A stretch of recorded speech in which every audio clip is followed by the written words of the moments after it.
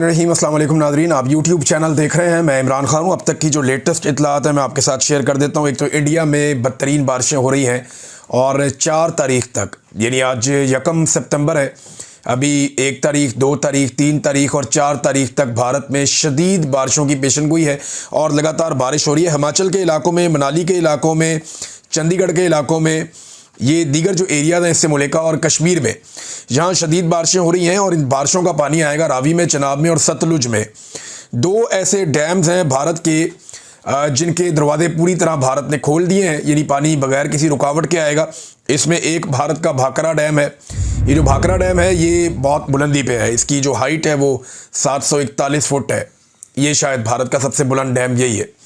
तो यहाँ से पानी बहुत फ्लो के साथ बहुत तेज़ी से पाकिस्तान की तरफ आएगा और ये पानी दाखिल होगा दरिया सतलुज में।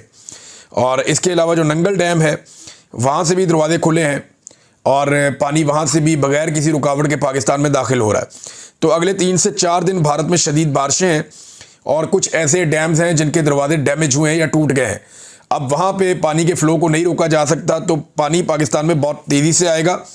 फिर पाकिस्तान की हुकूमत या ब्यूरोक्रेसी बाद में ये कहते हैं, बहाने बनाते हैं कि हमें पता नहीं था, तो हम वक्त से पहले आगाह कर रहे हैं। और ये सोशल मीडिया की कामयाबी है, डिजिटल मीडिया की मेहरबानी है कि उन्होंने भारत से आने वाली एक एक रिपोर्ट पाकिस्तान में पहले आगाह किया।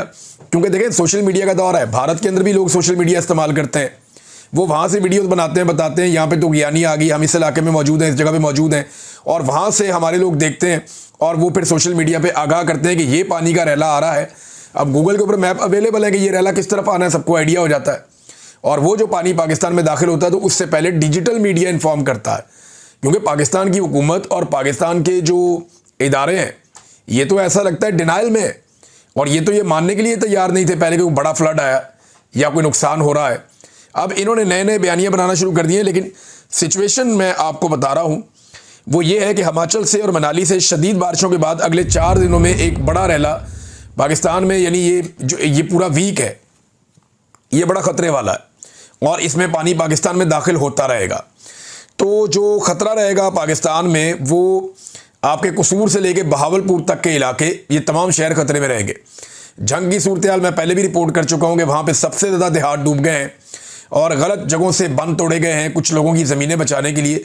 ज़मीनें तो वो भी बचनी नहीं है, कुछ जो है वो शुगर मिलें बचाने के लिए। लोग इल्ज़ाम लगा रहे हैं कि शरीफ ख़ानदान की शुगर मिल को बचाने के लिए बहुत सारे इलाकों को डबो दिया गया है, किसानों की फसलें तबाह कर दी गई हैं।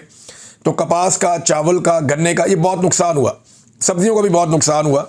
ये फसलें मुकम्मल तौर पे तबाह हुई हैं और पाकिस्तान को अरबों डॉलर्स का नुकसान हो गया है इस सैलाब के नतीजे में और नाकिस हिकमत अमली के नतीजे में।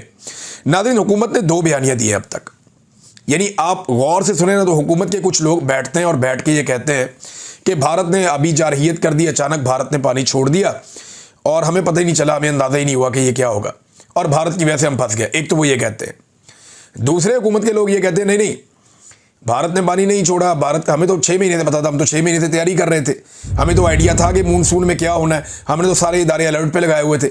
एक तरफ कहते हैं कि हम धोखे में मारे गए, एक तरफ कहते हैं नहीं हम पहले से चुकन्ने थे, हमने पूरी तैयारी की हुई थी। कोई एक बयानिया इनका है नहीं। अब एक नया बयानिया लॉन्च किया गया है गवर्नमेंट की जानिब से, वो बयानिया आप सुन लें।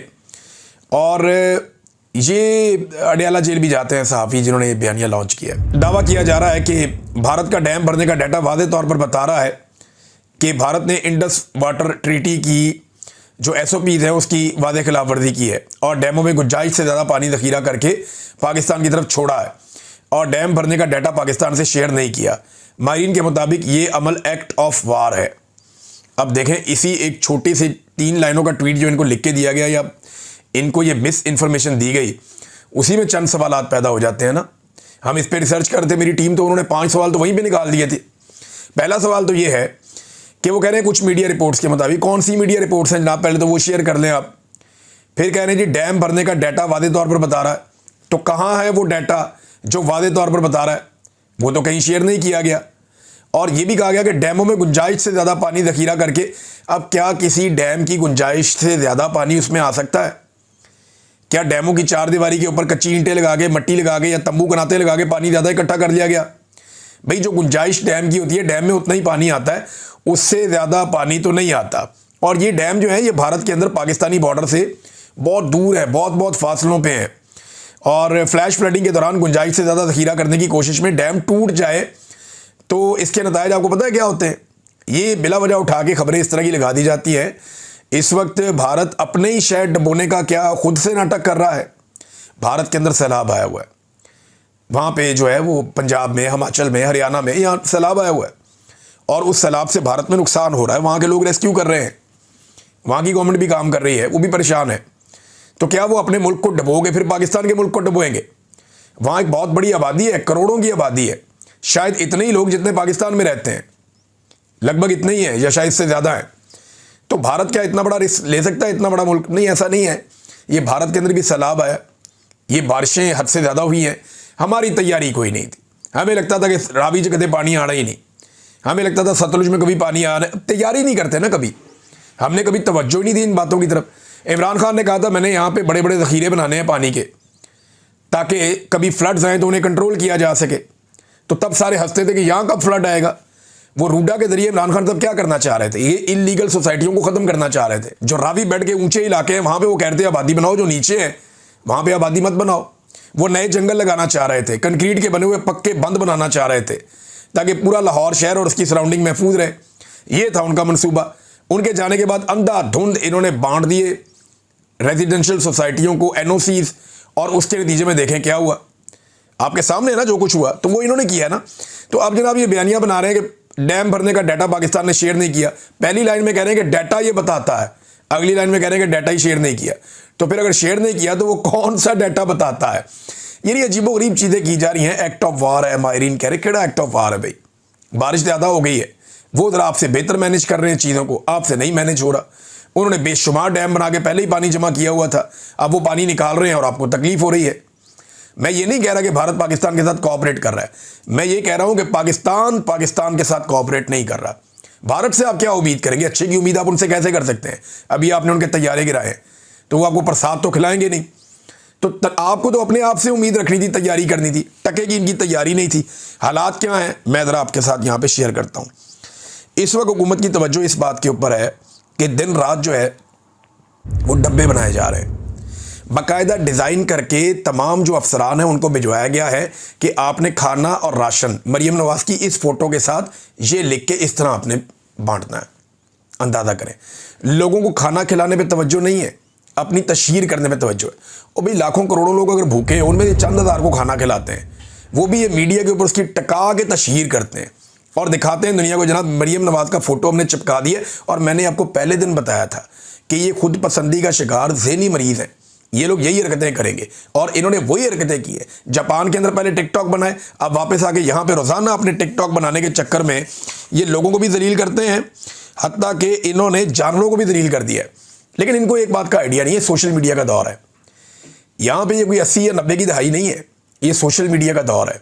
लोगों को बहुत शऊर है। अब वो हालात नहीं है कि आप टीवी पे इश्तिहार चला के अखबारात में पैसे बांट के आप आवाम को बेवकूफ़ बना लेंगे, वो नहीं बनेंगे आपसे। अब आवाम अब सब जानते हैं, इंसान तो इंसान है, ये तो जानवरों को नहीं बख्शते। अब यहाँ पे एक वीडियो चलाई गई, फिर मैंने वहाँ पे जो लोकल हमारे जर्नलिस्ट हैं, जो दोस्त हैं, उनसे रब्ता हुआ तो उन्होंने मुझे वो बात बताई कि मैं हैरान हो गया कि इन्होंने तो बेज़बान जानवरों को भी नहीं बख्शा। ये जो मरीम नवाज़ की वीडियो आई है ना, जिसमें वो एक बेड़ी के अंदर वो बहुत सारी भैंसों को इकट्ठा बंद किया हुआ है, जानवरों को, और उन्हें जो है मरीम नवाज़ अचानक जाती है, जाके वहाँ पे कहती हैं, टिकटॉक बनता है कि सारे जानवर ले आए आप बचा के, मुझे इस बात की बड़ी खुशी है, इन जानवरों का मैंने चारा भी रखा हुआ है, आए इन्हें खिलाइए, मुझे बड़ी खुशी हो रही है। ये टिकटॉक एक बनाया गया। ये जानवर ना पिछले 7-8 घंटों से, मुझे उस बंदे ने बताया, उसने कहा जी इसी बेड़ी के अंदर बेचारे बंद हैं। ये बाकायदा जानवर इकट्ठे किए गए और पुलिस ने डंडे मार के इकट्ठे किए, फिर ये जानवर भरे गए इस बेड़ी के अंदर, फिर ये बेचारे भूखे प्यासे जानवर सारा दिन इस बेड़ी के अंदर मौजूद रहे जब तक मरीम नवाज़ पहुंच नहीं गई। बेड़ी के अंदर जानवरों को पहले से भरा गया, भर के वहां पे उन्हें खड़ा कर दिया गया। वो बेचारे तपती धूप के अंदर, पानी के अंदर से, आपको पता है कैसी हबस उठता है आजकल के मौसम में, वहां पे जनाब अंदर फिर आते रहे कि जैसे ही मरीम नवाज़ साहबा के आने का टाइम होगा, आपने वहां से बेड़ी को यूं करके लेकर आना है, यहां से मरीम नवाज़ निकलेंगी और एंड टाइम पे इत्तफाकन आपका आमना सामना हो जाएगा। वो अचानक कहेंगी सारे जानवर बचा के ले आए, मुझे इस बात की बड़ी खुशी है। जानवर बेजुबान है बेचारे, वो तो आपको नहीं बता सकते कि उनके साथ आपने क्या किया है। इन जानवरों की ज़बान होती ना तो ये गंदी गालियां देते और ये बताते हैं कि तुम्हारे टिकटॉक के चक्कर में हम पिछले 8 घंटे से धूप के अंदर भूखे प्यासे जलील हो रहे हैं।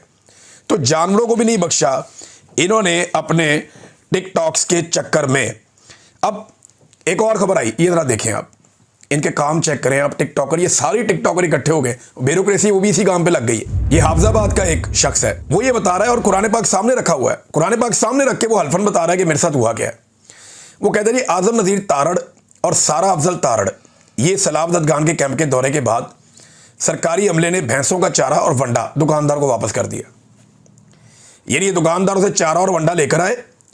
जब ये 2 वजीर वहां पे पहुंचे, हुकूमत के नुमाइंदगान, तो उनके सामने थोड़ी सी भैंसों और जानवरों को चारा डाला गया, बांटा गया, बताया गया देखें जी काम हो रहा है। और उसके बाद वो बताता है कि वो वंडा और चारा उठा के दुकानदार को वापस कर दिया गया। ये इनकी हरकतें। अब इस शख्स ने इस वीडियो बनाई और वायरल हो गई। इस पर आजम नज़ीर तारड़ और सारा अफजल ने बजाय इसके कि कोई इसके ऊपर एक्शन लिया जाता, वो इसके ऊपर मुकदमा करवा रहे हैं। अब अंदाज़ा करें, वो बंदा कुरान पाक सामने रख के खुद तमाम हकीकत बता के हलफ ले रहा है कि जनाब ये आपको बेवकूफ़ बनाए। इसी तरह मरियम नवाज़ जहाँ पे जाती है वहाँ पे एक आर्जी सेटअप लगाया जाता है, बाद में हटा दिया जाता है। अब इन्होंने जाना था एक इलाके में, वहाँ जमात इस्लामी वालों के साथ फटा कर दिया कि जनाब यहाँ मरियम साहिबा बाद में आएंगी मुतवक्का तौर पर, तो तुसी चुको सारा कुछ इत्थों। वो जमात इस्लामी भी बेचारी एहतजाज करी कि यार सानू काम ते करन दो। वो अलखिदमत वाले अच्छा काम करते हैं, मैंने उनके साथ खुद काम किया हुआ है, उनके साथ मिलकर हमने सामान बांटा हुआ, मुझे अच्छी तरह याद है। हम सिंध में एक जगह पे काम कर रहे थे, तो हमने इकट्ठे काम किया हुआ है वहाँ पे, और बड़े पैमाने पे काम किया हुआ है एक साथ हमने जमात इस्लामी के साथ। ये उनकी तंजीम है अलखिदमत, बड़ा अच्छा काम किया उन्होंने। तो वो बेचारे काम कर रहे थे और उनके साथ भी इन्होंने ज़्यादती की। वहाँ जाके इंतजामिया चली गई, वो मुशीर है वज़ीर आला, वो पहुँच जाके चुको जी सारा कुछ, मरियम नवाज़ का फ़ोटो लगेगा हर चीज़ के ऊपर। तो ये ऐसा लगता है कि ज़हनी मरीज़ को इन्होंने जो है वो मुसल्लत कर दिया पाकिस्तान पे। और ये सिर्फ टिकटॉकर नहीं है, ये जाहिल भी हैं। ये ज़रा नाज़रीन आप चेक करें, एक ऐसा ट्वीट कर दिया कि मैं तो हैरान ही हो गया। यानी ये किसी बंदे ने एक नाचता हुआ कोई इंसान दिखाया कि ये कोई नाच रहा है, और उसके बाद लिख दिया मरियम नवाज़ ने शरीकों की ये हालत कर दी है। तो उसके ऊपर जो है मरियम नवाज़ ने इमोजीज़ लगा दिए हंसने वाले, इंजॉय करने वाले। और पाकिस्तान में सैलाब आ गया, पंजाब डूब रहा है, 20 लाख से ज़्यादा लोग बेघर हो गए हैं, 1 करोड़ के लोग करीब जो है मुतासर होने वाले हैं।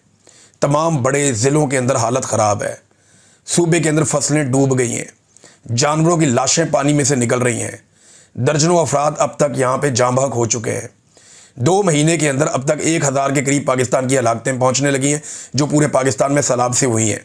और ये औरत उस सैलाब को लेकर एक 3rd क्लास आदमी के ट्वीट के ऊपर नाचने वाला बंदा उसने पता नहीं कोई लगाया हुआ अजीबोगरीब, उसके ऊपर ये इमोजीज बना के इंजॉय कर रही है। यार ये इनकी मेंटेलिटी है। ये जाहिल लाकर पाकिस्तान की मिलिट्री एस्टेब्लिशमेंट ने पाकिस्तान पे मुसल्लत किए हैं, जो लोगों की लाशों का मजाक उड़ाते हैं। मुझे अच्छी तरह याद है, मुझे इस वाक़े से, इस ट्वीट से एक ही चीज़ याद आई, एक ही चीज़ याद आई कि जब शहीद अरशद शरीफ शहीद हुए थे ना, जिस दिन, उस दिन बाप बेटी ने केक काटा था। मैं वो वीडियो भूलता ही नहीं आज तक। 2 चीज़ें मैं कभी नहीं भूलूंगा, ये बाप बेटी वहाँ पे केक काट रहे थे जब पाकिस्तान का बेटा शहीद हुआ था, जिससे पूरा पाकिस्तान प्यार करता था। और जो ट्वीट किया, उसकी लाश को दिखा के उसकी मैयत का जो मजाक उड़ाया, मैं उसको कभी नहीं भूलूंगा, इन्हें भूलने भी नहीं दूंगा। ये बड़े सफाक लोग हैं, ये अवाम सैलाब में डूब रहे हैं और ये अपनी इंजॉयमेंट कर रहे हैं। ये वापस आके तालियां बजाते होंगे, एंजॉय करते होंगे, ये कैसा टिकटॉक बना है मैडम, ये चेक करें, वो चेक करें। जो ड्रामे इन्होंने कर छोड़े, सारा रेस्क्यू इनके चक्कर में पड़ा होता है, सारी ब्यूरोक्रेसी इनके चक्कर में पड़ी होती है कि जनाब हमने वो जाली सीएम को लेकर आना है, लिहाजा उसके टिकटॉक का बंदोबस्त करो, बाकी सारा काम छोड़ दो। अब इदारे भी ये बात जानते हैं कि इनके टिकटॉक ही हैं और कुछ भी नहीं है। उन्हें भी आइडिया है कि टिकटॉक इनका बनवाना है अच्छा सा, जब ये आए इनका अच्छा सा टिकटॉक बनवाओ, ये वापस जो है सामान चुक के वापस करो, ताला लगाओ। और यही काम हर तरफ हो रहा है और हम होता हुआ देख भी रहे हैं। अब नाज़रीन, जहाँ पे कुछ और ख़बरें हैं मेरे पास इसी से रिलेटेड, कि एक बहुत बड़ी कंपेन मीडिया की अब लॉन्च की जा रही है। मेरी इत्तला के मुताबिक ये हुकूमत इस वक्त अरबों रुपया खर्च करने जा रही है पाकिस्तान के इलेक्ट्रॉनिक और प्रिंट मीडिया के ऊपर। इवन ये सोशल मीडिया पे भी अब पैसा खर्च करेंगे। कंपेन ये लॉन्च करने जा रहे हैं कि जैसे ये हुक्मरान हीरोज़ बन गए हैं और बहुत अच्छा काम कर रहे हैं, इन लोगों ने कमाल कर दिया है। इनके जापान के दौरे, अभी ये चाइना का दौरा शहबाज शरीफ का, ये सारी चीज़ों को इकट्ठा करके ये एक बहुत बड़ी मीडिया कैंपेन लॉन्च करने जा रहे हैं ताकि सैलाब की तबाहकारियों पे पाकिस्तान का मीडिया अपना मुंह बंद रखे। ये मेरे पास पक्की इन्फॉर्मेशन है, क्योंकि जो लोग ये काम करते हैं ना वो मेरी फील्ड के लोग हैं, जो इनके साथ भी काम करते हैं वो मेरे ही लोग हैं, मेरे हमवतन हैं। तो मुझे इन्फॉर्मेशन आती है, जब ये मेरे खिलाफ भी कोई प्रोपेगेंडा लॉन्च करते हैं मुझे पहले पता चलता है कि इमरान भाई तगड़े हो जाएं, आ रहा है, मुझे आइडिया हो जाता है। तो अब मुझे ये पता चला है कि ये एक बहुत बड़ी मीडिया कैंपेन लॉन्च करने जा रहे हैं। इसके बारे में और सहाफ़ियों ने भी रिपोर्ट कर दिया है, कुछ आने वाले दिनों में रिपोर्ट हो जाएगा। मेरी पाकिस्तान के जो डिजिटल मीडिया के हमारे सहाफ़ी हैं, जो इस वक्त पाकिस्तान के तमाम मीडिया पर हावी हैं और वो बढ़ चढ़ के काम कर रहे हैं अपनी जान खतरे में डालकर, मेरी उनसे गुजारिश है, सोशल मीडिया के जो वॉरियर्स हैं, मेरी उनसे गुजारिश है और साफ साफ मैं आपको बताऊंगा कि आपने इंतहाई महदूद वसाइल में इनका प्रोपेगेंडा आपने बेनकाब करना है, इनका आपने मुकाबला करना है। अगर इनके पास पैसा है तो हमारे पास क्या है? Man power. इनके पास पैसा है, हमारे पास मैन पावर है। ये लालच के ज़रिए काम करते हैं, हम हिम्मत के ज़रिए काम करते हैं और हक के लिए काम करते हैं। इनके पास ताकत है तो हमारे पास दिमाग है, इनके पास वसाइल हैं तो हमारे पास आइडियाज़ हैं, इनके पास हुकूमत है तो हमारे पास जुल्म का सामना करती हुई आवाम है बहुत बड़ी तादाद में, इनके पास प्रोपेगेंडा है तो हमारे पास हक़ाइक़ और सच्चाई है। वो ताकत, पैसा और इख्तियार इस्तेमाल करेंगे, हम हक और सच को अपना हथियार बनाएंगे। इनका भरोसा और इन्हिसार मिलिट्री एस्टेब्लिशमेंट पर है और हमारा भरोसा अल्लाह रब्बुल इज़्ज़त पर है। तो मेरी आप सबसे गुजारिश है, जो सोशल मीडिया के वॉरियर्स हैं, ये जितने भी हमारे डिजिटल प्लेटफॉर्म्स के जितने भी सहाफ़ी हैं, आप सारे फील्ड्स में उतरे हुए हैं, बहुत अच्छा काम कर रहे हैं। कुछ का मैं नाम ले पाऊंगा, कुछ का नहीं ले पाऊंगा। बहुत सारे अनसंग हीरोज़ हैं जो दिन रात काम कर रहे हैं, पाकिस्तान के हर शहर से काम कर रहे हैं। मकामी सहाफ़ियों ने बड़ी ज़िम्मेदारी के साथ सोशल मीडिया के ऊपर रिपोर्टिंग की है और बहुत सारे ऐसे अवामुन नास के बीच में से लोग हैं जो अवामी इशूज़ को उजागर कर रहे हैं। आप सारे दाद के मुस्तहिक हैं, आप मुकाबला कर रहे हैं एक जालिम रजीम का। आपका हथियार सिर्फ और सिर्फ आपका माइक और आपका मोबाइल फ़ोन है और उसके ऊपर लगा हुआ एक छोटा सा कैमरा है। इसके ज़रिए से आप मुकाबला कर रहे हैं। यही आपकी ताकत है, यही आपका हथियार है। आपने इनके प्रोपेगेंडा को बेनकाब करना है और पूरी ताकत के साथ करना है। अल्लाह पर भरोसा रखें, इनके अरबों रुपए हम ज़ाया कर देंगे इंशाअल्लाह, और ये अपने प्रोपेगेंडा को फैला नहीं सकेंगे। हम बताएंगे अवाम को हकीकत क्या है और इन्हें बेनकाब करेंगे। नाज़रीन, इमरान खान साहब का केस जो अडियाला जेल में लगना था, तोशाखाना 2, एक मरतबा फिर उसकी समाअत आज मुलतवी हो गई। क्यों मुलतवी हो गई? सादी बात है कि इमरान खान साहब आसिम मुनीर साहब पे तनकीद करते हैं और आसिम मुनीर साहब को प्रॉब्लम यह है कि उनकी एक्सटेंशन के मामला डिस्कस हो जाते हैं जिस दिन इमरान खान साहब का अंदर से कोई बयान आता है। अब एक्सटेंशन के मामला जब डिस्कस होते हैं तो उनको प्रॉब्लम होती है इससे, लिहाजा इमरान खान के भांजों को अंदर रख के दबाव देने की कोशिश की गई, उनकी बीवी को भी, वो नहीं मान रहे। उनके बेटों को वीज़ाज नहीं दिए जा रहे, वो नहीं मान रहे। माफ़ी की उन्हें ऑप्शंस दी जा रही हैं, वो नहीं मान रहे। चलें, उन्हें पशेमानी की ऑप्शन दी गई, वो नहीं मान रहे। उन्हें कहा गया अफसोस का इजहार कर दें, वो नहीं मान रहे। उन्हें कहा गया चलो यार पार्लियामान में कोई बात कर दें या किसी अदलिया में बात कर दें आप, वो नहीं मान रहे। तो इमरान खान तो मान नहीं रहा इनसे और इनको आइडिया है इस बात का कि वो सख्त से सख्त स्टेटमेंट दे देगा। जो एक प्रोग्राम बना हुआ है हुकूमत और एस्टेब्लिशमेंट के बीच में कि किस तरीके से एस्टेब्लिशमेंट के और हुकूमत के मामलात एक्सटेंशन के तय पाने हैं, उसके लिए दोनों एक दूसरे पे पैंतरे भी चल रहे हैं। दोनों ये सोच रहे हैं कि बड़ा अहम मौका है, अपना ज़्यादा से ज़्यादा फ़ायदा ले लें। यानी ये जो सौदा होने जा रहा है एक्सटेंशन वाला, इसमें ज़्यादा फ़ायदा कौन लेता है, इस चक्कर में है दोनों। तो ये हमेशा होता है, ये पहली दफ़ा नहीं हो रहा। ये कोई अपने दिल पे ना ले ले, ये पाकिस्तान में हमेशा होता है, ये आइंदा भी होता रहेगा अगर इस सिलसिले को ना रोका गया तो इमरान खान साहब का केस इसलिए मुलतवी कर दिया गया, उसका सामना कोई नहीं कर सकता। पिछली मरतबा बताया था उनकी फैमिली ने कि इनकी इमरान खान साहब की आंख में प्रॉब्लम है, डॉक्टर तक उन्हें एक्सेस नहीं दी जा रही। ये वो आदमी है जिसने अपनी ज़िंदगी का एक बड़ा हिस्सा लोगों के इलाज के ऊपर लगाया था। शहबाज शरीफ ने एक दावा किया, नाज़रीन वीलॉग के आखिर में वो दावा आपके सामने रख देता हूँ कि मेरी हुकूमत में करप्शन का एक भी इल्ज़ाम नहीं लगा। तो यहाँ चंद चीज़ें हैं, ये हुकूमत बनी करप्शन से। भाई जो हुकूमत बनी करप्शन और 2 नंबरी से, उस पर करप्शन का इल्ज़ाम लगा के क्या करना है? हुकूमत ही इलीगल है, करप्ट हुकूमत है, बेईमान हुकूमत है, ईमानदारी से हुकूमत बनी नहीं। फ्रॉड के साथ जाली फॉर्म 47 पे तो हुकूमत बनी। फिर NRO 2 लिया आपने हुकूमत बना के, सारे अपने केस ख़त्म करवाए, चपड़ासियों वाले भी, फेक अकाउंट्स वाले भी, नवाज शरीफ के, जरदारी के, सबके केस आपने ख़त्म करवाए। करप्शन का तो कोई केस आपने छोड़ा ही नहीं। पुराना वाला जो है मेरिट की आपने धज्जियाँ उड़ा दी, हर महकमे पे लाके रिटायर फौजी बिठा दिए, कई महकमों के ऊपर हाजिर ड्यूटी फौजी बिठा दिए। ये भी आपने किया इस मुल्क के साथ। हर महकमे में करप्शन बढ़ गई है पाकिस्तान में। सिर्फ चीनी और गंदम के स्कैंडल्स को आप देख लेना, अरबों रुपए, अरबों, सैकड़ों अरब के इन्होंने दिहाड़े लगाए हैं सिर्फ चीनी और गंदम के स्कैंडल में। और अब ये जो नया गंदम का स्कैंडल है कि जब किसान ने बेची तो 2000 रुपये, और जब अब बेच रहे हैं इनके अपने फ्रंटमैन तो कितने की है? 3500 रुपये। इतना मुनाफा मिलता है कभी किसी को? 1.5-2 महीने के अंदर 75% का मुनाफा थोड़ी दिनों में डबल हो जाएगा। कभी 2 महीने में किसी का पैसा डबल हुआ है? आप दुनिया के बेहतरीन मुल्क के अंदर भी कारोबार करें ना तो आपको पैसा डबल करते करते 3-4 साल लग जाते हैं। यहाँ पे 2 महीनों में पैसा डबल होता है। ये ऐसा माफिया, ये करप्शन नहीं है तो और क्या है? ये आप किसानों के साथ जो आपने किया ये बहुत बड़ा स्कैंडल है। हर चौथे दिन कोई ना कोई नया स्कैंडल आ जाता है। ये 10,000 अरब का जो आपका बेकायदगियाँ और बेज़ाब्तियाँ आपके अपने महकमे ने बताया, ये मरीम नवाज़ के दौरे हुकूमत में यहाँ पे हो रही हैं। फिर जो IBB के साथ आपने मुआहदे किए हैं, जो LNG के आपने मुआहदे किए, वो करप्शन के घड़े हैं बहुत बड़े बड़े, पाकिस्तान उनको भुगत रहा है। तो ये दावा पाकिस्तान में कोई भी करे, शरीफ ख़ानदान ये दावा कभी नहीं कर सकता कि उसने करप्शन को कम किया है या उसके दौर में करप्शन नहीं हुई। इनकी ऑडियो मौजूद है कि मरीम नवाज़ का दामाद है, हमारा बच्चा है वो राहील, ये वही राहील है जो मरीम नवाज़ के साथ अभी जापान भी गया था। ये कारोबारी आदमी है जो इंडिया से इसकी मशीनरी आनी मंगाओ जी। ख़ानदान का कारोबार बढ़ रहा है, फिर कहते हैं करप्शन नहीं की। ये लोगों को बेवकूफ़ समझते हैं।